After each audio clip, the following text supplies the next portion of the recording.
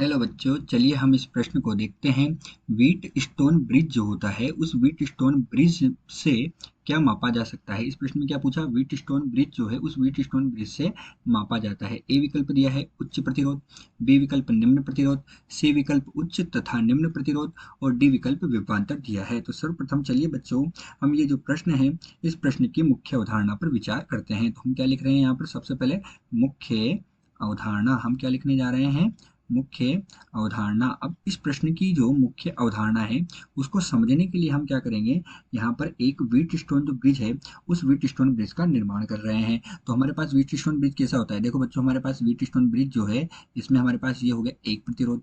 ठीक है, ये जो व्हीट स्टोन ब्रिज है इसमें हमारे पास ये क्या हो गया, ये हमारे पास हो गया दूसरा प्रतिरोध। व्हीट स्टोन ब्रिज जो है, इस व्हीट स्टोन ब्रिज में ये हमारे पास क्या हो गया, तीसरा प्रतिरोध। और इसी व्हीट स्टोन ब्रिज में ये हमारे पास क्या हो गया, चौथा प्रतिरोध हो गया। तो ये चार प्रतिरोध हो गए और ये इसके क्या होते हैं, दो सिरे होते हैं। ये एक सिरा है और ये दूसरा सिरा है, जिसे हम क्या करते हैं, वी वोल्ट की जो बैटरी है, ये हमारे पास धनात्मक सिरा और ये ऋणात्मक सिरा, इसे हम वी वोल्ट की जो बैटरी है उस वी वोल्ट की बैटरी से जोड़कर इसमें जो धारा आई होती है उस धारा आई को प्रवाहित कर देते हैं। अब ये जो व्हीट स्टोन ब्रिज है इसमें ये हमारे पास पी, ये हमारे पास जो प्रतिरोध है इसका नाम है P, तथा इसका नाम देते हैं हम Q, इसका नाम देते हैं हम R और इसका नाम हम क्या देते हैं, S देते हैं। तथा इसमें धारा को मापने के लिए क्या होता है, एक गैल्वेनोमीटर जो होता है वो लगा हुआ होता है। क्या लगा हुआ होता है, एक गैल्वेनोमीटर जो होता है वो धारा को मापने के लिए इसमें लगा हुआ होता है। तो व्हीट स्टोन ब्रिज जो है, इस व्हीट स्टोन ब्रिज में जो P, Q और R प्रतिरोध होते हैं ना, ये प्रतिरोध तो हमें ज्ञात होते हैं। तथा जो R प्रतिरोध इसके अंदर हमारे पास होता है, अच्छा, P Q तथा S प्रतिरोध जो होते हैं, तो P Q तथा S प्रतिरोध, यहाँ पर क्या आएगा, R के स्थान पर हमारे पास क्या आएगा, S प्रतिरोध आएगा। क्या आएगा बच्चों, R के स्थान पर हमारे पास S।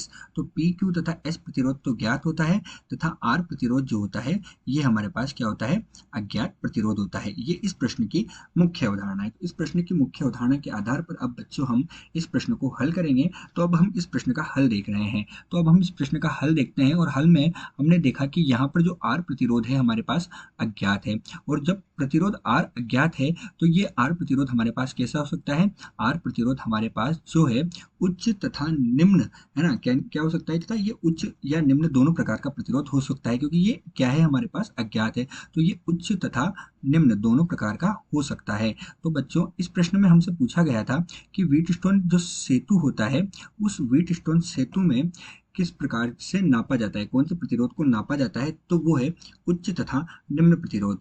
तो बच्चों, जो दिया गया प्रश्न है इस प्रश्न में विकल्प सी उच्च तथा निम्न प्रतिरोध जो है ये सही विकल्प है। आशा करते हैं आपको प्रश्न समझ आया होगा। धन्यवाद।